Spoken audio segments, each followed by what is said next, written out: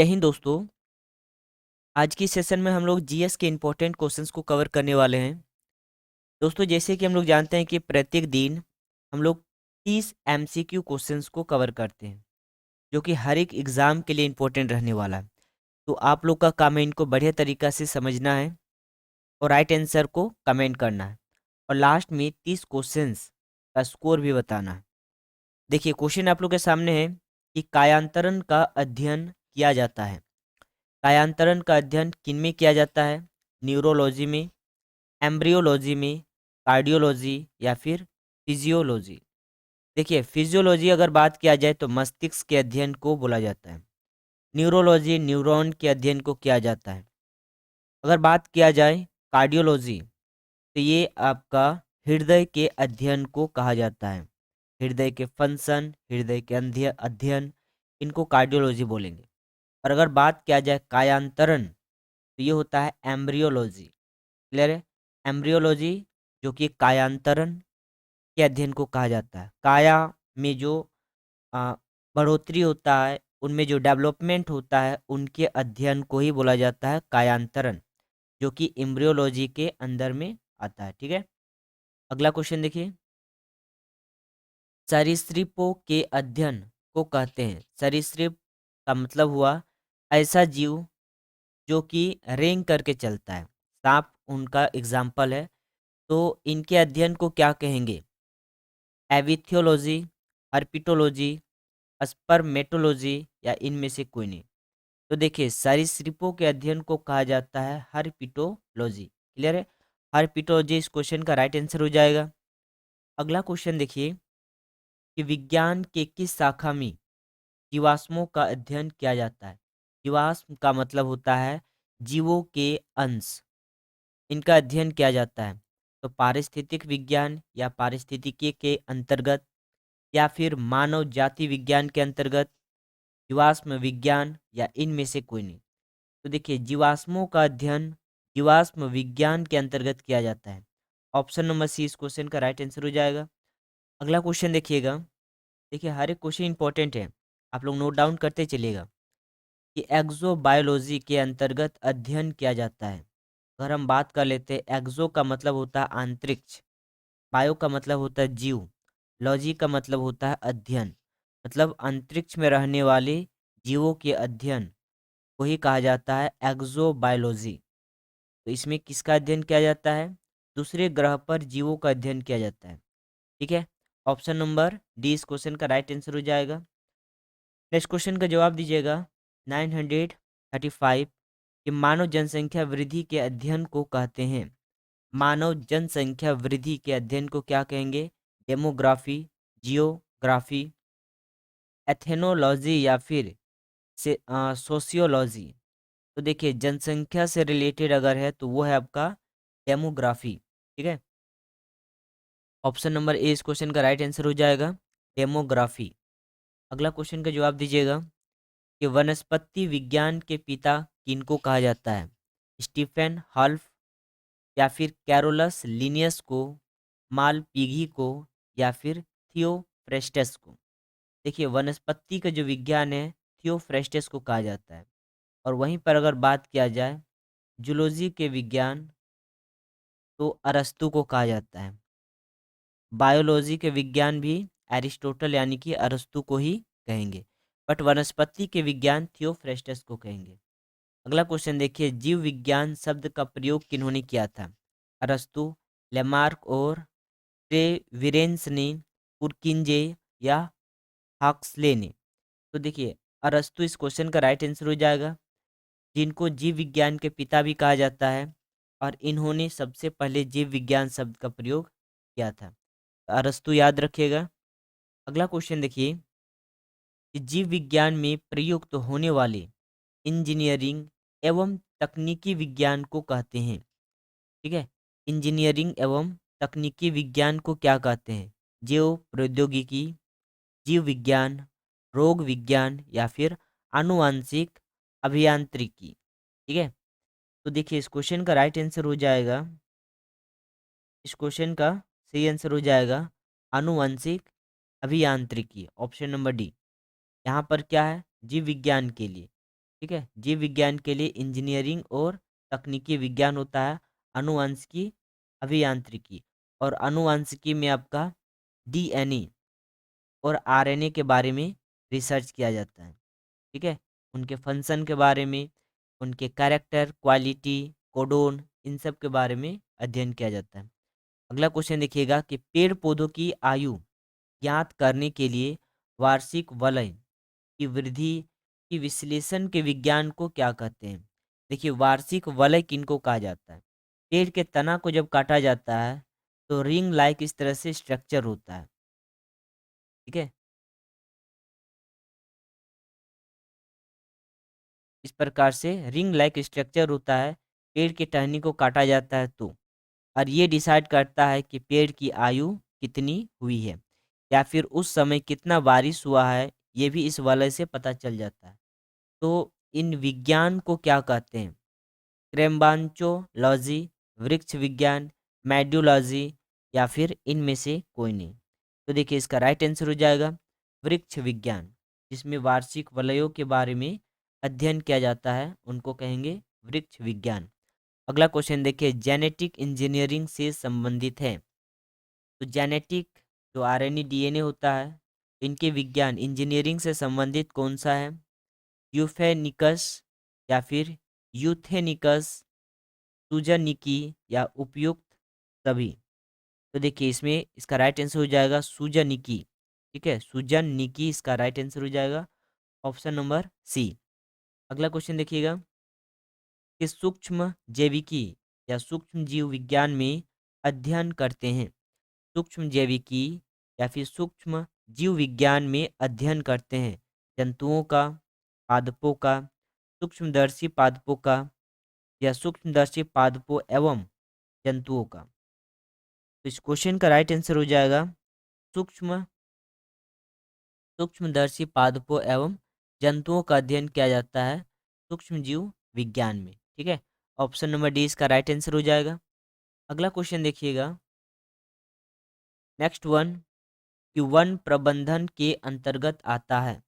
One प्रबंधन के अंतर्गत क्या आता है? सेरिकल्चर, सिल्वीकल्चर, एपीकल्चर, या फिर आलेरीकल्चर? तो देखिए, इसका राइट आंसर हो जाएगा सेल्वी कल्चर। वन प्रबंधन के अंतर्गत आता है सेल्वी कल्चर। देखिए, अगर बात करते हैं सेरिकल्चर, ठीक है, सेरिकल्चर जिसमें सिल्क प्रोडक्शन किया जाता है। एपीकल्चर के बारे में अगर देखा जाए तो एपीकल्चर के अंदर में हनी बी प्रोडक्शन किया जाता है। क्लियर है? एक है पीसी कल्चर। पीसी कल्चर के अंदर में मत्स्य पालन किया जाता है। डेयरी के अंदर में दूध का उत्पादन किया जाता है। और पोल्ट्री के अंदर में मुर्गी पालन किया जाता है। आप लोग कमेंट कीजिएगा, ये ऑलेरी कल्चर के अंदर में किस चीज़ का प्रोडक्शन किया जाता है या प्रबंधन किया जाता है? अगला क्वेश्चन देखिए, नेक्स्ट क्वेश्चन है, मानव रोग विज्ञान के अध्ययन करते हैं। मानव रोग विज्ञान में किस चीज़ का अध्ययन किया जाता है? औषधियों का, कृमियों का, कृमि का मतलब कीड़ा, रुधिरों का यानी कि ब्लड का, या फिर मानव के विभिन्न रोग एवं कारकों का अध्ययन किया जाता है। देखिए, मानव रोग विज्ञान में मानव के विभिन्न रोग एवं उनके कारकों के बारे में अध्ययन किया जाता है। क्लियर है? ऑप्शन नंबर डी इसका राइट आंसर हो जाएगा। अगला क्वेश्चन देखिएगा, वनस्पति विज्ञान में अध्ययन करते हैं। किस चीज़ का अध्ययन करते हैं वनस्पति विज्ञान में? तो पादपों में लाभदायक प्रभावों का, पादपों में हानिकारक प्रभाव का अध्ययन किया जाता है, पादपों में संपूर्ण अध्ययन किया जाता है, या फिर उपरोक्त में से कोई नहीं? तो देखिए, इस क्वेश्चन का राइट आंसर हो जाएगा पादपों का संपूर्ण अध्ययन। वनस्पति विज्ञान में पादपों का संपूर्ण अध्ययन किया जाता है। अगला क्वेश्चन देखिएगा कि जीव विज्ञान की वह शाखा जिसमें जीवधारियों की पहचान, नामकरण एवं वर्गीकरण का अध्ययन किया जाता है, उनको क्या कहेंगे? तो एक्सोबायोलॉजी कहेंगे, पारिस्थितिकी कहेंगे, अविश विज्ञान, या फिर वर्गीकी कहेंगे? तो देखिए, जीवधारियों का जीवधारियों के शाखा की पहचान, उनका नामांकन और उनके वर्गीकरण के अध्ययन को कहलाता है क्लासिफिकेशन, यानी कि वर्गीकी। ठीक है, जो कि पूरे पादप जगत को 5 भागों में वर्गीकृत किया गया है। ठीक है, पहला है मोनेरा, दूसरा है प्रोटिस्टा, फंजाई, प्लांटी और फिर एनिमेलिया। ठीक है, और हर एक का इतना सारा सब पार्ट है, जैसे कि पहले species, genus, family, order, class, phylum, kingdom. ठीक है, सबसे छोटा स्पीसीज है, सबसे बड़ा किंगडम है। ठीक है, हर एक का इतना सारा पार्ट्स होता है। चलिए, तो इसका राइट आंसर हो जाएगा वर्गीकी। अगला क्वेश्चन देखिएगा, वनस्पति विज्ञान की किस शाखा के अंतर्गत वृक्षों की आयु का अध्ययन किया जाता है? ठीक है, किस शाखा के अंतर्गत वृक्षों की आयु, ठीक है, का अध्ययन किया जाता है? ऑप्शन देखिए, डेंड्रो डेंड्रोक्रोनोलॉजी, घास विज्ञान, वेज भेषज विज्ञान या फिर पराग विज्ञान। तो इस क्वेश्चन का राइट आंसर हो जाएगा डेंड्रोक्रोनोलॉजी। ठीक है, डेंड्रोक्रोनोलॉजी, ऑप्शन नंबर ए इसका राइट आंसर होगा। अगला क्वेश्चन देखिएगा, भारतीय भ्रूण विज्ञान का पिता किसे कहा जाता है? देखिए, भ्रूण होता क्या चीज़ है? तो फर्टिलाइजेशन करने के बाद जायगोट ही भ्रूण का निर्माण करता है। ठीक है, स्पर्म और ओवम जब आपस में मिलता है, इस प्रोसेस को कहा जाता है फर्टिलाइजेशन। ठीक है, जस्ट इसके बाद जायगोट का निर्माण होता है, और जस्ट इसके बाद ही भ्रूण का निर्माण होता है, जो कि मल्टीपल सेलुलर होता है। क्लियर है? उसके बाद बेबी का हर एक ऑर्गेन्स का निर्माण होता है। तो इनके पिता इनको कहा गया है, प्रोफेसर अयंगर को, सर J.C. बोस को, प्रो पी, ठीक है, प्रोफेसर पी माहेश्वरी को, या फिर प्रोफेसर बल साहनी को, प्रोफेसर बिरबल साहनी। तो देखिए, इसका राइट आंसर हो जाएगा माहेश्वरी। ठीक है, प्रोफेसर पी माहेश्वरी इसका राइट आंसर होगा। भारतीय भ्रूण विज्ञान के पिता professor P Maheshwari, option number C इसका राइट आंसर हो जाएगा। अगला क्वेश्चन देखिए, निम्न में से कौन सा भोजन का तत्व आपकी थाली में सबसे अधिक मात्रा में होना चाहिए? कौन सा पोषक तत्व सबसे अधिक होना चाहिए? देखिए, पहला है दाल, चावल, मछली या फिर अंडा। कंप्लीटली अगर देखा जाए तो हम लोग 5 प्रकार का पोषक तत्व खाते हैं। ठीक है, कौन कौन सा 5 प्रकार का पोषक तत्व? पहला है कार्बोहाइड्रेट, दूसरा है प्रोटीन, तीसरा है फैट, चौथा हो गया मिनरल, और पांचवा हो गया विटामिन। विटामिन अगर देखा जाए तो विटामिन भी 2 प्रकार का होता है, एक होता है फैट सोल्यूबल, एक होता है वाटर सोल्यूबल। ठीक है, वाटर सोल्यूबल के अंदर में विटामिन बी और विटामिन सी आता है, और फैट सोल्यूबल के अंदर में जैसे कि विटामिन के, विटामिन डी, विटामिन ई और विटामिन ए आता है। क्लियर है? मिनरल जो कि कैल्शियम, फास्फोरस, जैसे वाटर वगैरह या फिर हरी सब्जी, इन सब को खाने से मिल जाता है। फैट, जितने भी ऑयली प्रोडक्ट खाते हैं उससे फैट मिलता है, जितने भी सीड वाला प्रोडक्ट खाते हैं उससे प्रोटीन मिलता है, और चावल, रोटी या फिर आलू, स्वीट पोटैटो, ये सब खाने से अधिकतर कार्बोहाइड्रेट मिलता है। तो हमारी बॉडी में सबसे ज़्यादा जो एनर्जी देता है वो है कार्बोहाइड्रेट, इसीलिए हमारी थाली में सबसे ज़्यादा कार्बोहाइड्रेट वाले वस्तु होना चाहिए, यानी कि चावल होना चाहिए। ठीक है, तो ऑप्शन नंबर बी इस क्वेश्चन का राइट आंसर हो जाएगा। अगला क्वेश्चन देखिएगा कि निम्न में से कौन सबसे मीठी शर्करा है? शर्करा यानी शुगर। ठीक है, सबसे मीठी शर्करा इनमें से कौन सा है? ऑप्शन देखिएगा कि D D fructose, glucose, D maltose या फिर सुक्रोज। तो देखिए, डी फ्रुक्टोज जो है सबसे मीठी शर्करा है, डी फ्रुक्टोज, याद रखिएगा, इस बहुत ही इंपॉर्टेंट क्वेश्चन है, डी फ्रुक्टोज। अगला क्वेश्चन देखिए, जंतुओं के शरीर में शर्करा किस अवस्था में संग्रहित होती है? संग्रहित का मतलब होता है स्टोर। तो जो शुगर होता है हमारी बॉडी में किस अवस्था में संग्रहित होता है? मंड के रूप में, ग्लाइकोजन के रूप में, ग्लूकोज या ग्लूकेगान के रूप में?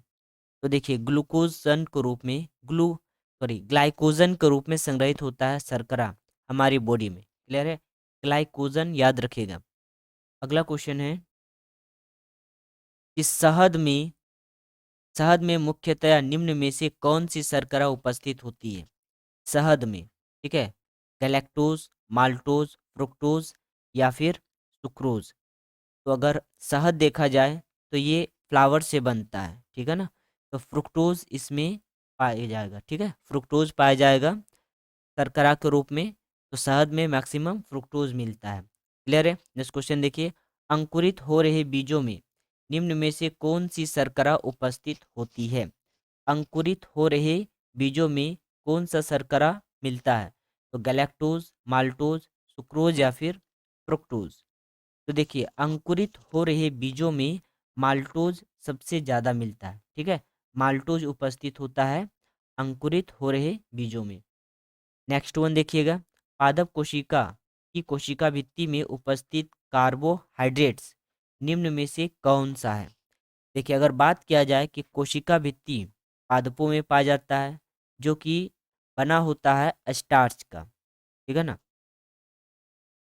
अ, चलिए, तो यहाँ पे अगर देखा जाए तो कार्बोहाइड्रेट जो होता है उपस्थित होता है इनमें से किसमें? माल्ट में सेलुलोज, ग्लाइकोजन और फ्रुक्टोज।